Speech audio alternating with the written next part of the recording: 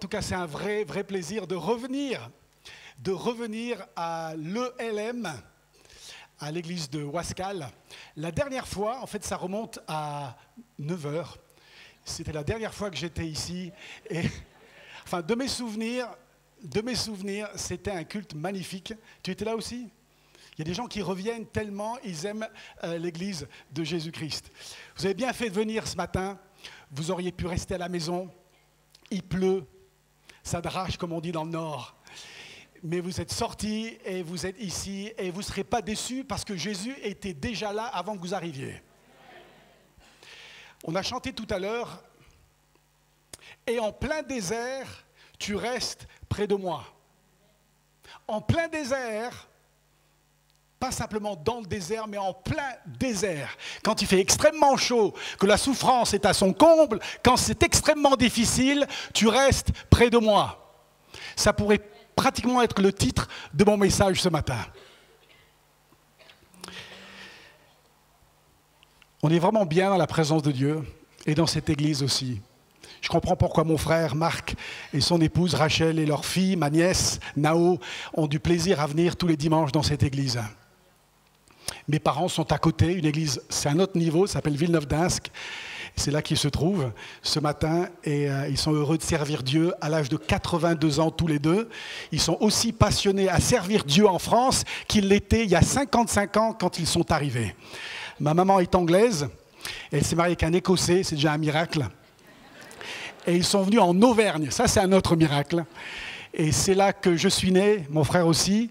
Et il y a 30 ans exactement, on a quitté le Massif central pour venir dans le nord de la France. Et on a été bénis de vivre, en tout cas moi, plusieurs années ici, avant de faire mes valises et de partir à l'autre bout du monde.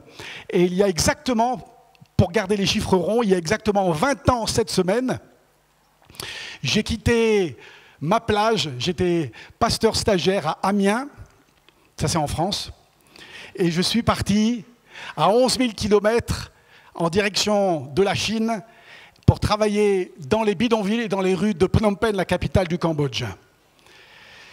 Peut-être la raison pour laquelle j'ai été passionné de travailler avec des enfants et des jeunes dans les rues, c'est parce que j'ai donné ma vie à Jésus déjà tout jeune.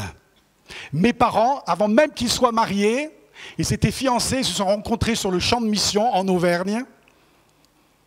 Ils ont prié, ils ont dit « Seigneur, si un jour tu nous donnes des enfants, que nos enfants très jeunes te donnent leur cœur. » Et puis ils se sont mariés en Angleterre, dans l'église de ma maman. Ils sont revenus en Auvergne et ils ont ouvert l'église évangélique de Ghana, près de Vichy. Et un soir, en 1977, j'avais 4 ans. Alors pour ceux qui comptent, j'ai 46 ans. On ne va pas faire des maths le dimanche matin. C'est au-dessus de l'église, dans la petite chambre. À l'âge de 4 ans, mon frère avait 5 ans, on partageait la même chambre. Et je suis dans mon lit, on vient de prier la prière du soir avec papa et maman. Et je ne sais pas dans ma tête de 4 ans que mes parents, avant même qu'ils soient mariés, avant même qu'ils soient fiancés, avaient déjà prié « Seigneur, si tu nous donnes des enfants, des garçons ou des filles, qu'ils découvrent ton amour très vite, très tôt dans leur vie. » Et on a prié, comme on le faisait tous les soirs, ça ne devait pas être très profond. Peut-être c'était profond mais pas compliqué. Mon frère, il a 5 ans, je le vois de mon lit, il finit la prière avec papa et maman, et mes parents nous souhaitent à tous les deux « Good night, boys ». Mes parents ne m'ont jamais parlé en français. Et ils nous disent une bonne nuit, et ils sont prêts à éteindre la lumière. Mais mon frère venait juste de prier une prière différente de toutes les prières qu'il avait déjà priées jusqu'à maintenant. Il avait dit « Seigneur, je te donne mon cœur ». J'ai dit « Ça, ce n'est pas la prière habituelle de Marc ». Et je suis dans mon lit, et mes parents vont quitter la chambre, et je les appelle, et je dis « Et moi ?» Parce que moi aussi, je donnais ma vie à Jésus. Et ce soir-là, mon frère 5 ans, moi 4 ans, on a décidé, dans notre lit, de donner notre vie à Jésus. La prière de mes parents a été exaucée ce soir-là, il y a 41 ans, 42 ans de cela. Et il y a 20 ans, j'ai quitté ma plage. C'est peut-être la raison pour laquelle j'ai écrit ce livre, « Quitter la plage ». Il en reste que quelques copies. On en a sorti des milliers, on en a donné des milliers dans une dizaine de langues. Et il en reste très peu en français. Il faudra faire une version en ch'ti, j'y ai pensé. Et ma passion, c'est d'encourager l'Église à quitter justement le confort de la plage et de partir au près ou au loin pour faire une différence dans le monde. Parce que vous savez, on le sait, mais il faut le dire, on n'a qu'une vie, elle passe très vite. Ceux qui ont plus de 90 ans parmi nous, il n'y en a peut-être pas beaucoup, et ils pourraient nous dire ce matin, t'as qu'une vie, ne la passe pas sur la plage à nettoyer tes filets. Il y a des gens qui disent, je partirai dans la barque servir Jésus quand j'aurai réglé tous mes problèmes. Quand tous mes filets seront parfaits, alors là, je pourrai mettre les deux pieds dans la barque et m'engager avec Jésus dans les grandes eaux de la mission. Moi, je suis parti avec mes handicaps, avec mes craintes, et il y a 20 ans, presque jour pour jour, j'ai atterri à Phnom Penh. Je connaissais personne, mais j'avais une passion de faire la différence dans la vie de ceux qui vivent à la rue. 20 000 enfants dans la rue, sur les trottoirs de cette capitale. 20 000 enfants, beaucoup d'entre eux disparaissent et finissent de l'autre côté de la frontière, en Thaïlande, pour plus jamais revenir. Et j'ai quitté ma plage. Et ma joie, ces 20 dernières années, ça a été de servir dans les rues et les bidonvilles de Phnom Penh, et aussi en même temps d'aller dans le monde entier, sur les 5 continents, et de voir des jeunes et des moins jeunes se lever et de dire, moi aussi, je vais quitter ma plage, mon confort, mes craintes, ce qui me rassure, et je vais mettre mes 2 pieds. Il y a des gens qui ont mis un pied et qui hésitent à mettre le deuxième. Quand Jésus a appelé Pierre, il l'a appelé à mettre les 2 pieds dans la barque, c'était sa barque d'ailleurs, de prendre ses filets et de les jeter loin de la plage, dans les eaux profondes. Il y a un message il y a un texte de la Bible de l'Ancien Testament qui me passionne. Et souvent, quand je lis la Bible, je mets sur pause et je dis, il y a quelque chose, il y a une perle précieuse, il y a des trésors enfouis dans ce passage. Et j'ai découvert un trésor que j'aimerais partager avec vous. Et si vous avez vos Bibles, on va l'ouvrir, cette Bible, cette Sainte Bible, dans le premier livre des Rois au chapitre 20. On dit 20 encore dans le Nord? Oui. Chapitre 20 du premier livre des Rois. Et alors que vous tournez les pages, on dirait qu'il y a 20 ans en arrière, on tournait les pages il y a 20 ans en arrière. Aujourd'hui, il n'y a pas une page qui tourne. Si, c'est bien. C'est bien. Il faudrait le récompenser. Un café gratuit à la fin du culte, pour ceux qui ont ramené leur Bible. Parce que c'est pas mal quand même de ramener sa Bible, parce que les gens, imaginez les gens du quartier qui voient 600 personnes avec un livre sous le bras. Ça parle. Alors pour ceux qui ont leur Bible, ou ceux qui l'ont sur un petit écran, vous l'avez aussi sur le grand écran, 1 Roi chapitre 20, et on va prier pour que les 25 minutes qui nous restent soient déterminantes dans votre vie. Amen. Seigneur, merci, parce que tu nous parles dans le Nouveau et l'Ancien Testament. Je te demande, Jésus, que toutes nos distractions, tout ce qui nous pèse, nous puissions lâcher prise maintenant et les déposer entre tes mains. Et te faire confiance. Cette facture qui n'est pas encore payée, on ne sait pas comment on va la régler, on te fait confiance. Ce souci de santé, cet enfant qui n'est pas venu au culte, ces choses qui nous tracassent, Seigneur, on ne veut pas tenir à ce qui nous fait mal, mais on veut lâcher prise et te faire pleinement confiance. Comme le dit ce vieux cantique, entre tes mains, j'abandonne tout. Et que toutes nos pensées maintenant, Seigneur, toutes nos pensées soient rendues captives à l'obéissance de la parole de Dieu. Amen. Si je pouvais peindre un tableau, voici la scène du début de ce récit. Imaginez une colline. Tout va bien jusqu'à maintenant? D'un côté de la colline, vous avez l'armée d'Israël.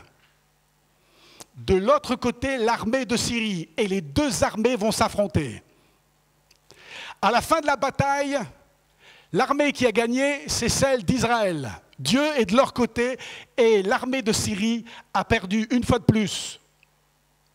Alors j'imagine la déroute de l'armée de Syrie, ça me fait penser, je ne sais pas si j'ai le droit de le dire, petite parenthèse, quand on lit les bandes dessinées d'Astérix, c'est un peu comme ça. C'est toujours les Gaulois qui gagnent, on peut dire amen, hein.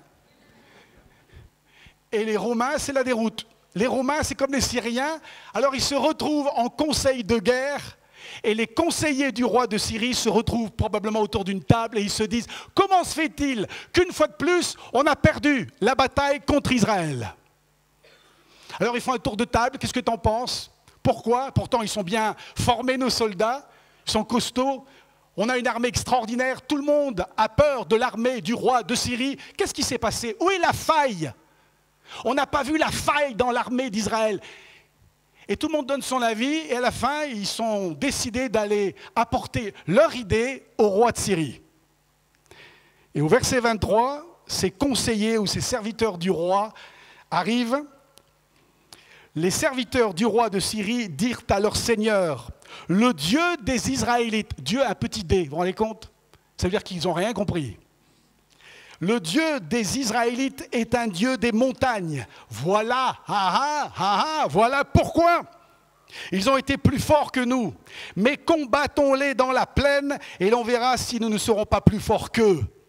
Ça y est, on a trouvé. Si jamais on peut les combattre de nouveau, mais cette fois-ci, pas sur la colline, mais dans la vallée ou la plaine, cette fois-ci, on va gagner. Alors la fois d'après, je ne sais pas comment ils s'organisent, ils s'envoient un texto, il dit alors on se bat où? À quelle heure? À quel endroit? Et à mon avis, s'il y avait un texto, les conseillers du roi de Syrie ou les chefs de guerre, ils disent surtout pas sur la colline. Cette fois-ci, on va changer le décor. On va se retrouver dans la vallée. Et les responsables de l'armée d'Israël disent il n'y a pas de souci, la colline ou la vallée, on sera présent. Et au verset 28, il y a un conseiller, cette fois-ci du roi d'Israël, il n'y en a qu'un seul, un homme de Dieu. L'homme de Dieu s'approcha et annonça au roi d'Israël, « Voici ce que dit l'Éternel. Parce que les Syriens ont dit, l'Éternel est un Dieu, toujours petit d, des montagnes et non un Dieu des vallées, je vais livrer toute cette grande foule entre les mains et vous saurez que je suis l'Éternel. » Alors quand ils se sont retrouvés dans la vallée cette fois-ci, c'est qui a gagné? C'est l'armée d'Israël, une fois de plus. Parce que le Dieu qui combat pour eux sur la colline est aussi le Dieu qui combat pour eux dans la vallée. Il y a beaucoup de chrétiens, j'en rencontre tous les dimanches, une église différente. Et dans toutes les églises, il y a des chrétiens qui pensent et qui prient comme les conseillers du roi de Syrie. Ils pensent que Dieu n'est avec eux, Dieu est leur soutien seulement quand ils sont sur la colline. Ils font la même erreur que les conseillers du roi de Syrie. J'aimerais te dire ce matin, et si c'est tout ce que tu retiens de ce culte, c'est cette phrase. Le Dieu sur la colline est aussi ton Dieu dans ta vallée. Dieu descend dans nos vallées. La vallée de la souffrance, de la solitude. Que vous soyez sur la colline, quand tout va bien, la colline de la victoire et de la foi. Alléluia. Ou que vous soyez dans la colline de la vallée, et là il y a moins d'alléluia, Jésus est avec vous. Jésus ne dit pas, écoute Fernand, il y a un Fernand ici? Écoute Fernand, je serai avec toi quand tu auras la foi de grimper tout en haut de cette montagne, parce que c'est là, sur la montagne, que je t'attends. Quand j'étais petit, j'ai été élevé dans l'assemblée de Clermont-Ferrand. Et je ne sais pas, il y a des chants qui reviennent. Hein. C'est comme ça, il y a des chants qu'on aime bien. Mais il y avait un chant, un cantique. Vous vous souvenez, c'était Chœurs et Cantiques. Vous vous souvenez? Chœurs et Cantiques. Le siècle dernier, on avait Chœurs et Cantiques. Et dans les cantiques, il y en avait un qu'on chantait toujours. C'est comme s'il fallait qu'on le chante au moins une fois par mois à la réunion de prière. Je veux monter sur la montagne, c'est là que l'on rencontre Dieu, c'est là que la joie nous inonde et que pour nous s'ouvrent les cieux. Il y en a 17 qui le connaissent. Merci de m'avoir accompagné. Je veux monter sur la montagne. Parfois, Parfois, notre théologie, elle est basée sur les chants. Ça doit être l'inverse. Les chants doivent être basés sur la théologie biblique. Parfois, on chante des choses qui ne sont pas toujours vraies. Alors, puisqu'il y a la musique, il y a l'ambiance, il y a nos amis, et puis tout va bien, mais quand on met sur pause et à froid chez nous, lundi matin, on lit le texte et on dit « ça, j'ai jamais vu dans la Bible ».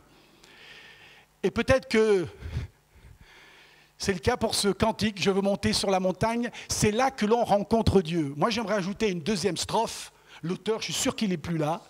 La deuxième strophe, c'est « je veux descendre aussi dans la vallée » parce que même dans la vallée, Dieu est là.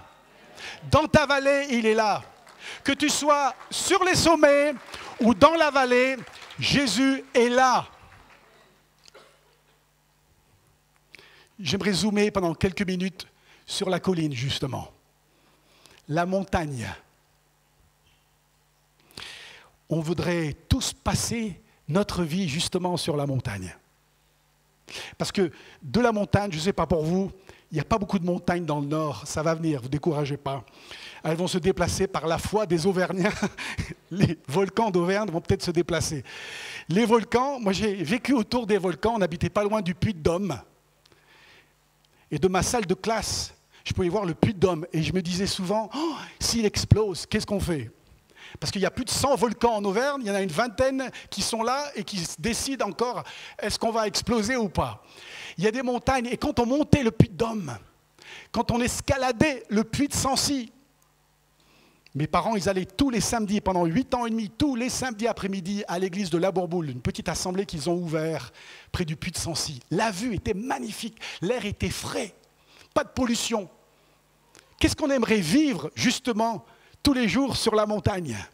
On est fort spirituellement, mais aussi physiquement, émotionnellement, psychologiquement. On est bien là-haut. Tout le monde voudrait vivre du lundi au lundi sur la montagne de Dieu. On se réveille le matin, on a un sourire, on est déjà lundi matin, il pleut, il fait gris, et on est heureux. On est heureux. Il est 5h30 du matin, on a décidé de passer 1 heure avant de prendre le métro pour lire le livre de Lévitique. C'est que ça va vraiment bien. Hein? Et vous dites, oh, j'ai hâte ce soir de retrouver ma Bible parce que ce passage de Deutéronome, c'est que vraiment vous êtes sur la montagne. Quand j'étais petit, je pensais qu'il y avait un Théronome et 2 Théronomes.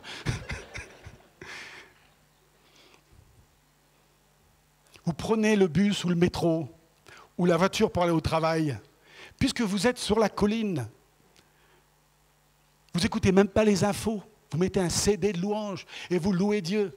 Il y a des embouteillages, il y a des travaux, Hydrache, il y a les gilets jaunes qui sont toujours là.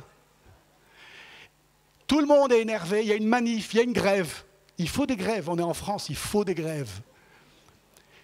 Tout le monde est énervé sur la route, sur la rocade, tout le monde est énervé, mais parce que vous êtes sur la colline, tout va bien. Vous louez le Seigneur, vous arrivez un peu en retard au travail, avec le sourire.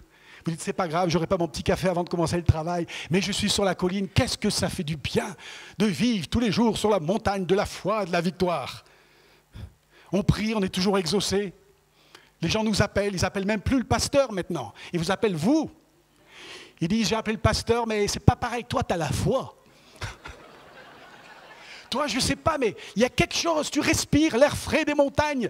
Prie pour moi, je sais que je serai exaucé. On est à toutes les réunions. Même quand il n'y en a pas, vous êtes là, sur le parking. Je veux une réunion. On n'en a eu que 6 cette semaine. Ça serait bien de vivre comme ça. Si je finissais mon message maintenant, puisqu'il est 12:03, c'est parfait, eh bien, ce serait sympa. Ce serait sympa, mais ce ne serait pas la réalité. Et souvent dans nos églises, on est sympa, mais on n'a pas la réalité. Si j'avais mis les pieds qu'une fois dans l'église, j'aurais pensé que tout le monde vit sur la colline. Quand on s'est salué il y a un quart d'heure, c'est comme si tout le monde était là-haut sur la montagne. Alors que la réalité, pour avoir visité des milliers d'églises, ces 46 dernières années, j'en ai vu de toutes les couleurs, des grandes, des petites, au fin fond du Brésil comme au fin fond de la Nouvelle-Zélande. Vous savez quoi? Ils sont tous pareils. il y a des chrétiens, et ils sont très nombreux, à vivre dans la vallée. J'aimerais vous dire ce matin, que tu sois dans la vallée, que tu sois sur la colline, Jésus est à tes côtés. J'aimerais zoomer maintenant sur la vallée, ce désert si chaud dont on a chanté tout à l'heure. Ah là, le ton, il change. Il change, mais c'est la réalité. Il y a des frères et des sœurs qui souffrent dans la vallée, et parfois depuis des années. Et ils se disent, je dois être un chrétien de seconde zone parce que je n'arrive pas à escalader justement cette montagne où se trouve Dieu, en oubliant que Dieu se trouve partout. C'est quoi le nom de ta vallée? Si je faisais passer une feuille blanche dans les rangs, et puis tu écris simplement quelques mots. Voici le nom de ma vallée. Tu ne signes pas, on reste tous anonymes. Puis je récupère toutes les feuilles, et puis je les lis. On ne sait pas de qui il s'agit, mais on écoute les noms de toutes ces vallées. Quelque part, à mon avis, ça nous ferait du bien dans un sens, ça nous attristerait de savoir qu'un frère vit une telle épreuve, qu'une sœur traverse une telle vallée. Mais quelque part, on se dirait, ah ben, ça, j'aurais jamais cru. Ça fait 27 ans que je fréquente cette église, j'aurais jamais cru qu'il y avait autant de monde dans la vallée. C'est quoi le nom de ta vallée? La maladie? Parfois dans nos milieux pentecôtistes ou charismatiques, on n'ose pas dire qu'on est encore malade. Même Reinhard Bonnke, le grand évangéliste allemand qui a passé toute sa vie en Afrique, même lui, qui priait pour les aveugles, portait des lunettes. Parce que parfois, on n'est pas toujours guéri. C'est quoi le nom de ta vallée? J'ai une amie missionnaire en Afrique du Sud, elle s'appelle Vanessa, et elle souffre depuis des années de fibromyalgie. Tout son corps est en douleur, jour et nuit. Elle m'écrit souvent des mails pour m'encourager, moi. Mais je me dis, mais ça devrait être l'inverse. C'est toi qui vis une épreuve terrible depuis des années, tu souffres dans ton corps. Un jour, elle m'a envoyé un mail, et je vous le traduis. Elle dit ceci: les embrassades de notre Papa Céleste sont encore meilleures dans la vallée.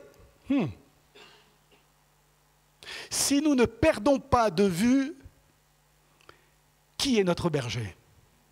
Et elle ajoute cette petite phrase à la fin de son mail: beaucoup craignent la vallée et pourtant, il n'y a rien à craindre. Alors j'ai relu, j'ai dit, elle a écrit ça, elle souffre dans son corps. Beaucoup craignent la vallée et pourtant, il n'y a rien à craindre. C'est quoi le nom de ta vallée? Est-ce que c'est un combat intérieur? Personne ne le voit. Ça fait des années que c'est là. Alors quand on souffre physiquement, ça se voit souvent. Ça se voit une chaise roulante. Mais il y a des chaises roulantes ici aussi, à l'intérieur. Et on se dit, mais ça fait des années que ça dure. Combien de temps ça va durer encore? J'avais 15 ans. Jusqu'à l'âge de 15 ans, tout s'est bien passé. J'ai les meilleurs parents du monde. J'ai eu le privilège de naître dans une famille chrétienne, des parents missionnaires. Un frère formidable qui était là à 9h ce matin. On allait à l'école, ce qui n'est pas un privilège pour tous les enfants du monde. On allait à l'église. Je demandais d'aller à l'église le mardi soir, la réunion de prière, le vendredi, la réunion d'évangélisation. J'étais heureux. Et puis à 15 ans, quelque chose s'est cassé. Quelques années plus tard, j'ai appris qu'il y avait un nom pour ça. Les médecins ont mis un nom à ceux qui souffrent de cette maladie, paraît-il, de ce combat intérieur. On appelle ça les TOC, les troubles obsessionnels compulsifs. Alors au début, je pensais, quand j'aurai 18-19 ans, je sortirai de l'adolescence, et puis là, ce sera terminé. Ça a duré 31 ans. 31 ans de souffrance tous les jours. Et ça vous épuise tellement là-haut que vous travaillez 8 heures comme tout le monde, mais avec 50% de force.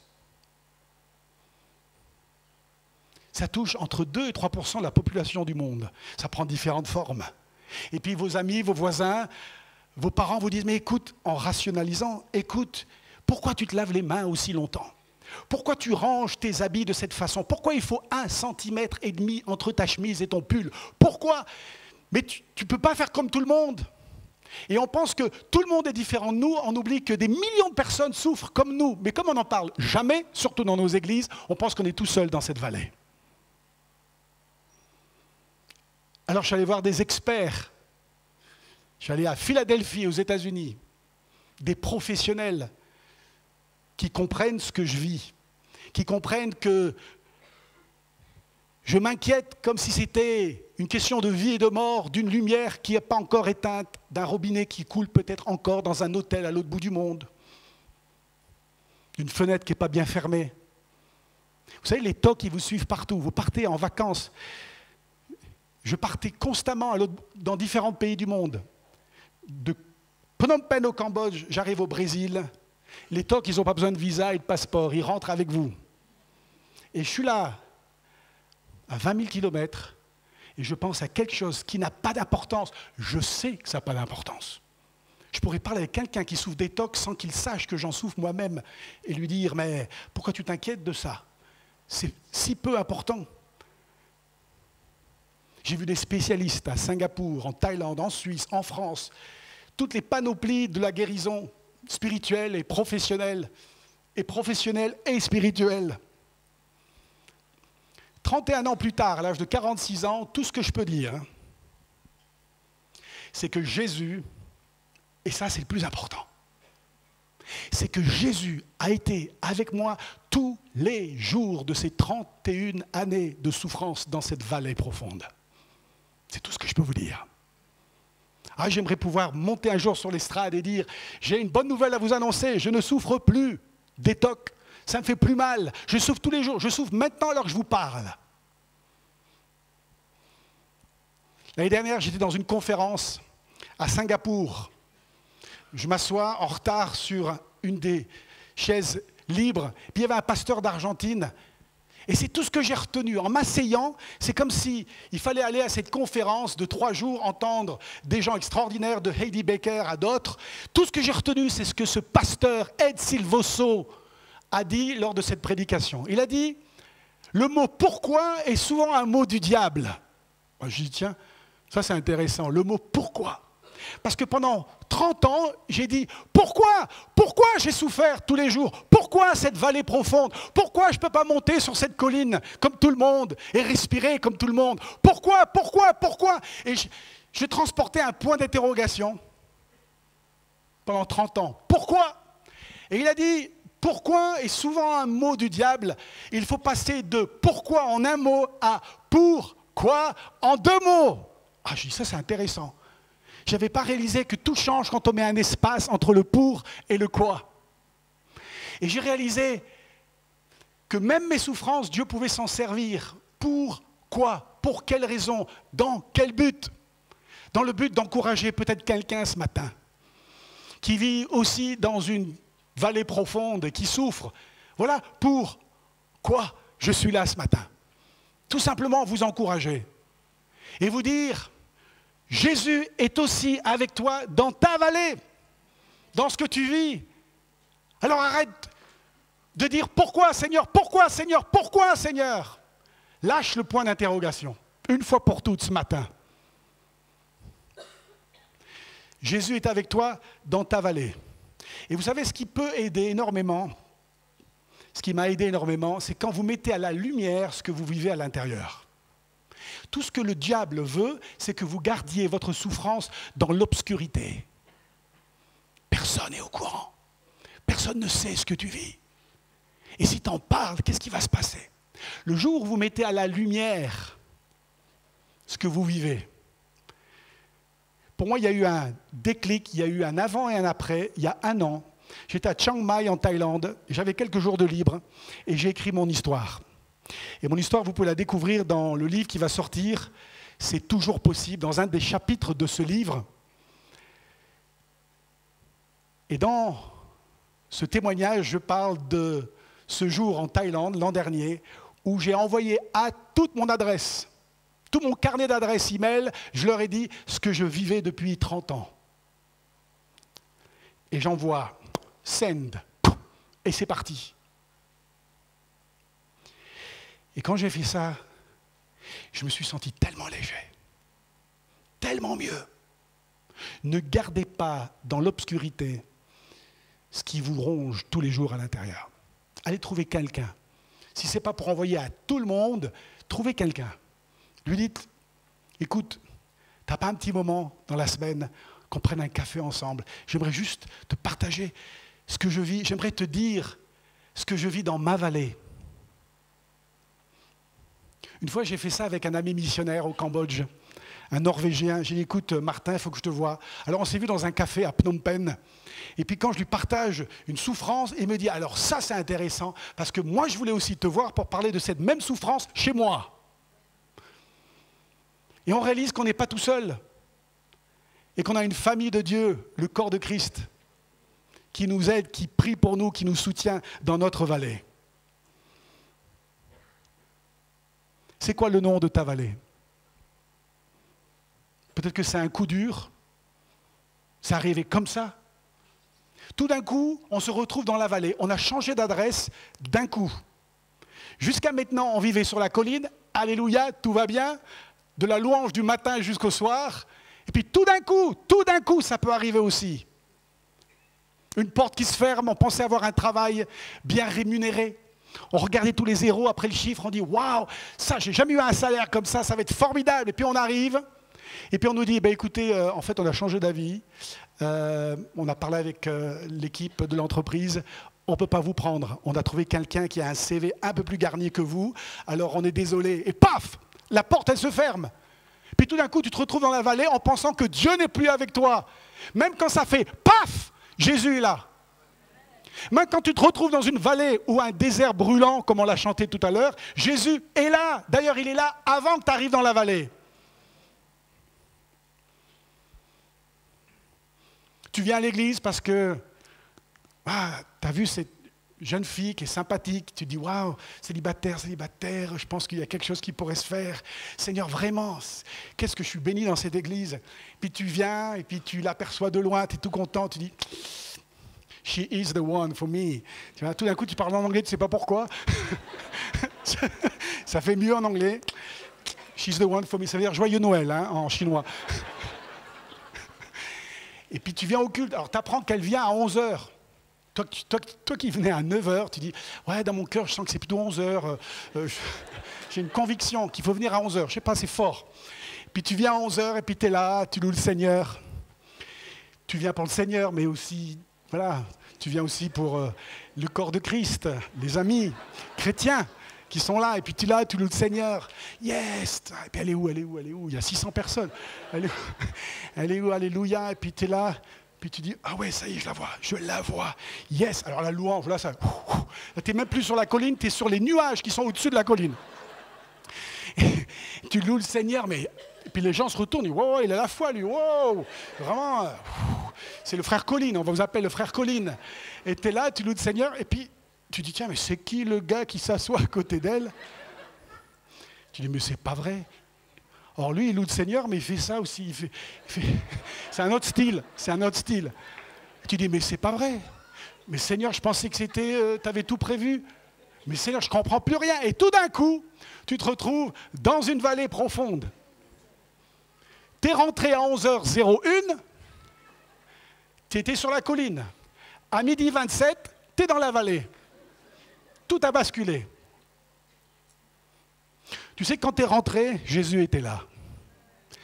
Quand tu sors, il est aussi là. Il est avec toi tous les jours. Quand je marche dans la vallée, disait David, de l'ombre de la mort, la vallée de l'ombre de la mort, je ne crains aucun mal. Pourquoi? Parce que tu es avec moi. Tu dresses devant moi, dans la vallée, une table en face de mes adversaires. C'est quoi le nom de tes adversaires? Eh bien Dieu, dans ta vallée, il place devant toi une table. Dans la vallée, il oint ta tête d'huile, de son esprit. Dans la vallée, tout ça, ça se passe dans la vallée. Parce que le Dieu des montagnes est aussi le Dieu des vallées. Ne faites pas l'erreur de ces conseillers du roi de Syrie qui pensaient que Dieu, eux, c'était un petit dé. Voilà pourquoi ils étaient tellement sûrs d'eux. On pourra les vaincre, le peuple d'Israël, parce qu'ils ont un petit dé, un petit Dieu qui ne vit que sur la colline. Ne pensez pas comme eux, ne priez pas comme eux, ne vivez pas comme eux, parce que le Dieu des montagnes est aussi ton Dieu dans la vallée. Il y en a parmi nous peut-être qui se disent, moi, tu sais, je ne pourrai jamais partir, servir Dieu, m'engager, parce que je suis justement dans la vallée. Il y a 20 ans, quand j'ai pris l'avion de Paris-Charles de Gaulle pour aller en Asie du Sud-Est, je n'avais jamais mis les pieds là-bas. J'avais mes 2 valises.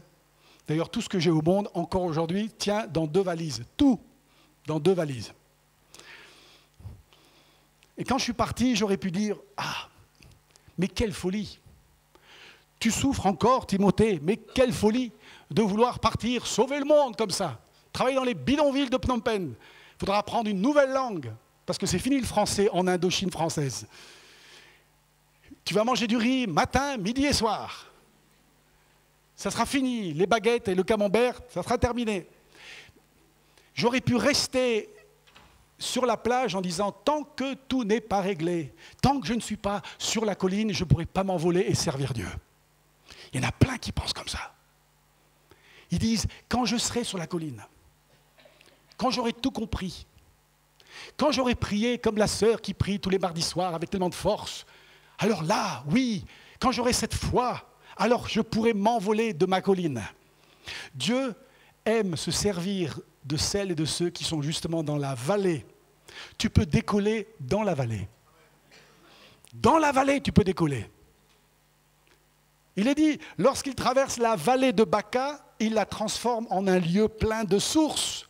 Et la pluie la couvre aussi de bénédictions. Leur force augmente pendant la marche. Même dans la vallée, tu peux trouver le repos. Même dans la vallée, tes forces peuvent revenir. Il est dit, les forces reviennent pendant la marche. Tu peux décoller dans la vallée. Dieu peut se servir de toi dans la vallée. Parfois, avec le recul, je me dis, pourquoi passer 15 ans dans les bidonvilles de Phnom Penh avec des enfants des rues, des familles qui vivent dans une misère terrible. Quand j'entends les Français râler, je leur dis, venez avec moi 1 heure dans les bidonvilles de Phnom Penh. 1 heure.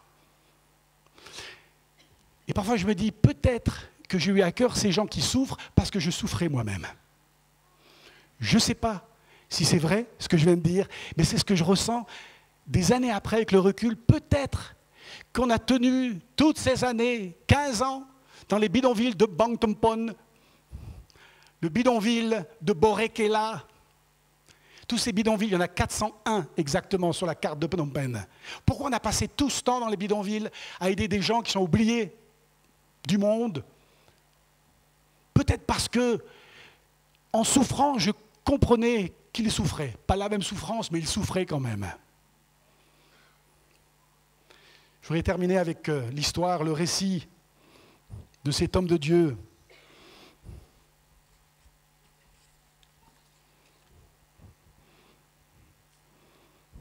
qui est parti de Belgique.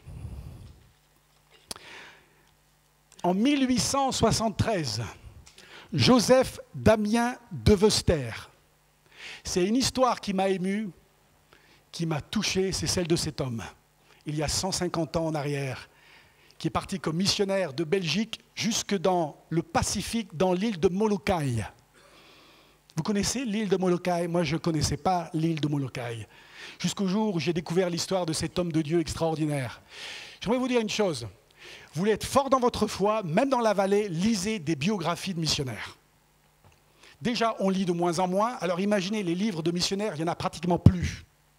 Allez à la CLC, trouvez, parce que la CLC c'est une mission au départ, une agence missionnaire. Allez à la CLC ou commandez dans votre librairie ici des témoignages, des biographies d'hommes et de femmes qui sont partis dans des coins et qui ont changé leur monde.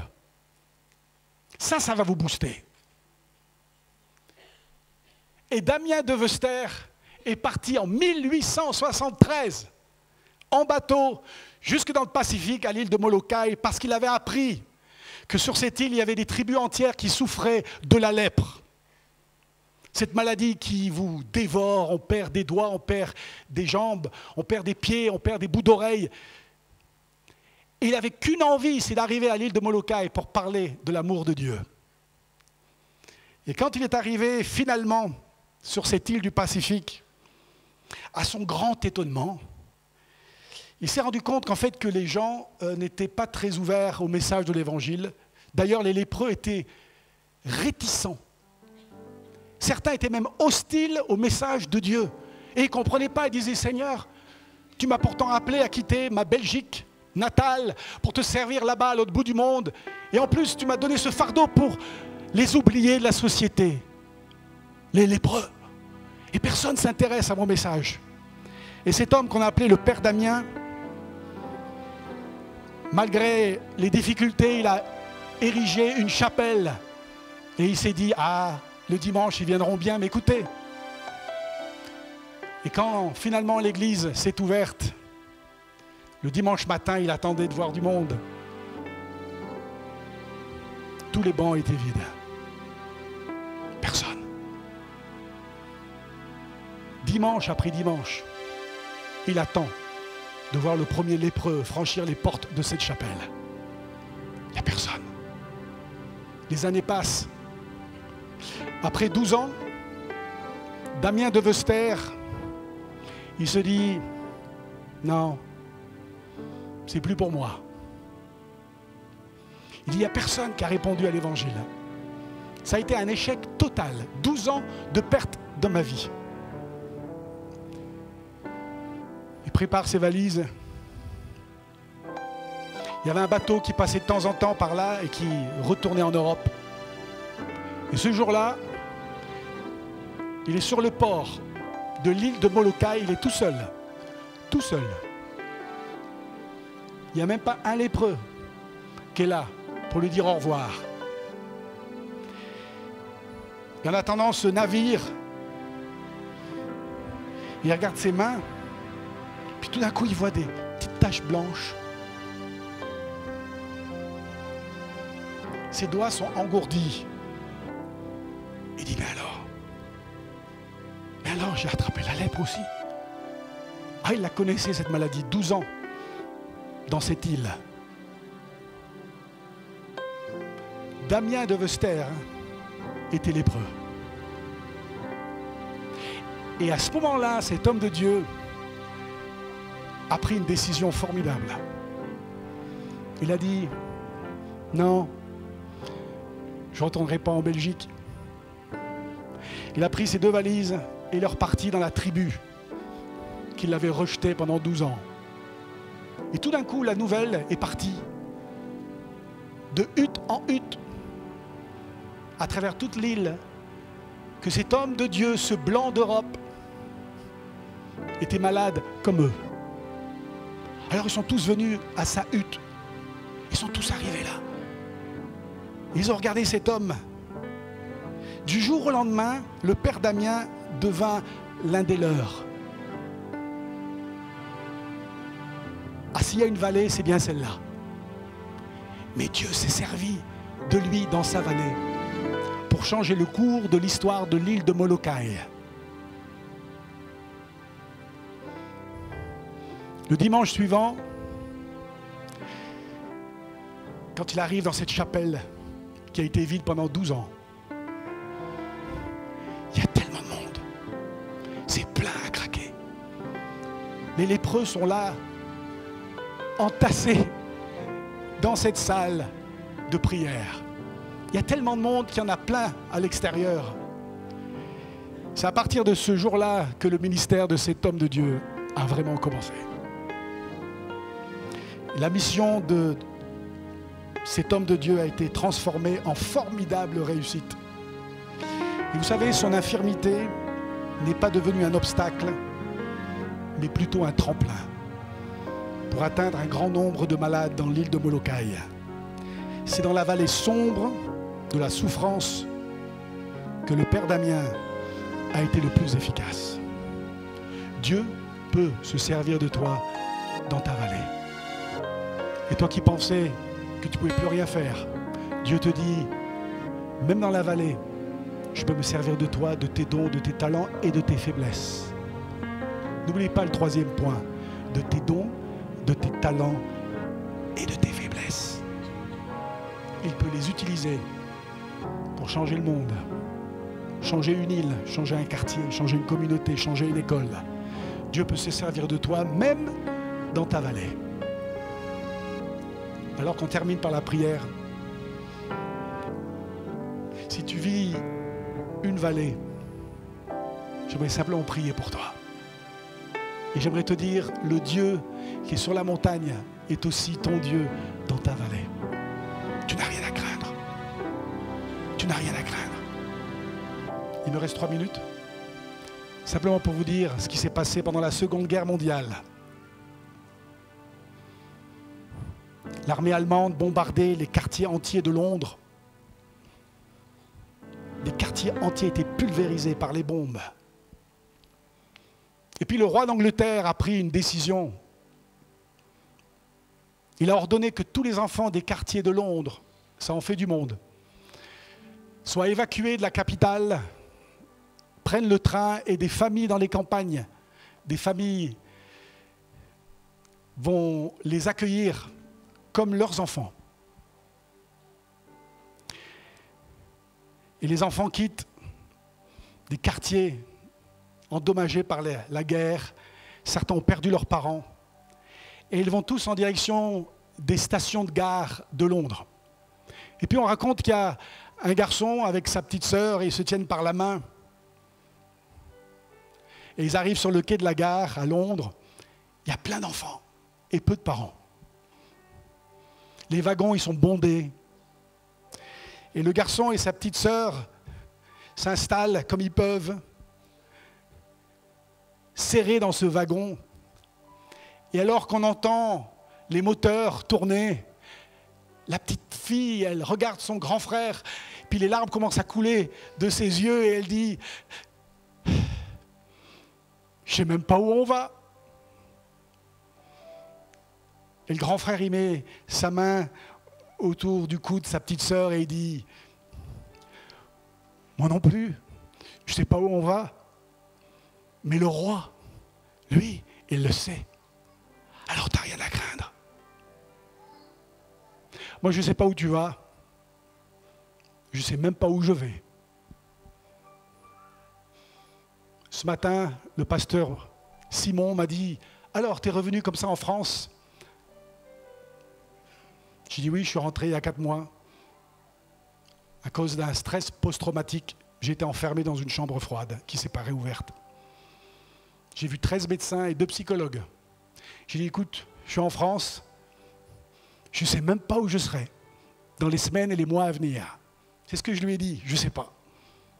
Mais je sais que le roi des rois, lui, il le sait. Alors j'aimerais être le grand frère et te dire, te prendre par l'épaule et te dire, arrête de pleurer. C'est vrai qu'elle n'est pas facile cette vallée. C'est vrai que c'est dur. Le désert, il est chaud. Mais le roi des rois, c'est celui qui conduit le train et il sait où tu vas. Père, je te remercie. Tu es le Père des montagnes et le Père de nos vallées. Je te prie pour un frère, une sœur qui se trouve justement dans une vallée très profonde. Je pense à nos amis qui nous écoutent aussi sur Internet, qui sont là peut-être dans un lit d'hôpital, dans une maison de retraite, dans un EHPAD, peut-être un prisonnier, dans sa cellule, je ne sais pas. Je ne sais pas qui nous regarde, mais j'aimerais te dire que le Dieu qui t'aime est aussi avec toi dans ta vallée. et que tes souffrances, tes difficultés ne sont pas des handicaps pour Dieu. Et s'il s'est servi de ce jeune missionnaire belge il y a 150 ans, il peut se servir de toi. Je sens qu'il y a quelqu'un ici ce matin qui, comme ce missionnaire belge, t'a fait tes valises. Ah, t'as fait tes valises. Tu as dit, c'est plus la peine. J'ai donné. Ah, j'ai donné. Et tu dis, c'est fini pour moi. L'engagement, la foi, tout ça, c'est fini. Dieu te dit, prends pas le bateau. Retourne à la croix. Dieu veut se servir de toi. Il y a des bateaux qu'il faut prendre et il y a des bateaux qu'il ne faut jamais prendre. Dieu veut se servir de toi tout à nouveau. Tu dis, avant, je prêchais. Avant, je sortais dans les rues. J'étais le premier à la marche pour Jésus. Avant. Dieu te dit, je veux me servir de toi tout à nouveau. Tout à nouveau. Ne laisse pas le passé déterminer ta destinée. J'aimerais simplement prier pour toi. J'ai dépassé l'heure, mais s'il y a quelqu'un qui veut simplement la prière, et tu dis, moi je suis dans une vallée, Timothée, c'est pas facile, mais je vous invite simplement, à votre place, à vous lever. À vous lever, tout simplement. Pas à venir sur le devant, mais en te levant, tu te lèves dans ta vallée. Et quand tu te lèves, Jésus, le bon berger, prend ta main et te fortifie pendant la marche.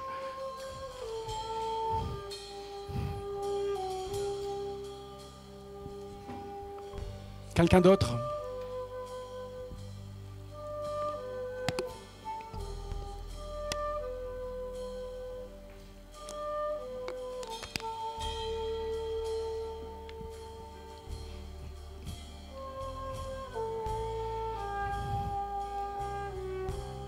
Seigneur Jésus, je te remets toutes celles, tous ceux qui sont debout. Et ceux qui, par Internet, se mettent debout dans leur cuisine, dans leur chambre. Je te prie, Seigneur Jésus, de fortifier chacun et chacune.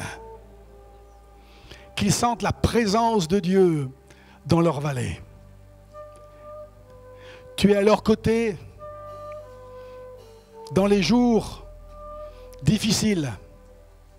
Tu es à leur côté quand la souffrance est intense. Je te demande dans le nom de Jésus de fortifier mon frère, ma sœur. Je te prie pour ceux qui se lèvent pour s'engager avec toi, Seigneur. Ils s'engagent avec toi avec leurs faiblesses. Ils prennent aussi leurs faiblesses. Et ils disent, Seigneur, je suis faible. J'ai pas tout compris. J'ai raté le coche combien de fois dans ma vie, mais Seigneur, je veux que tu te serves de moi tout à nouveau. Et il le fait ce matin. Un nouveau départ. Bénis chacun, chacune, du plus jeune au plus âgé dans cette salle qui s'est levé. Tu les bénis, Seigneur. Et qu'ils sortent de cette salle en sachant que Jésus est avec moi tous les jours jusqu'à la fin du monde. Amen. Amen.